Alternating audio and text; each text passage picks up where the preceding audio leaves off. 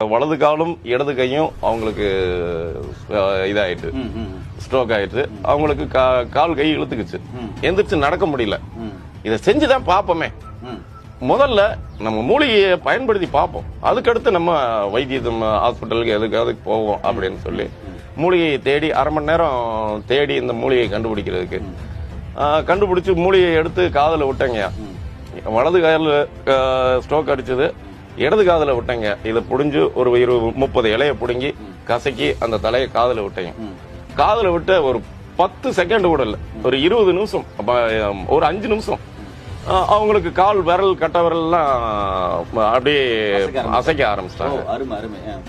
கால் விரல அசைக்க ஆரம்பிச்ச உடனே காலையும் அப்படியே ஷேக் பண்ணாங்க. அப்புறம் முழங்கால ஆட்டோமேட்டிக்கா தூக்கி முழங்கால தூக்குனாங்க, காலை வச்சாங்க, கை இதே மாதிரி இடது கையை அப்படியே பிசைஞ்சாங்க.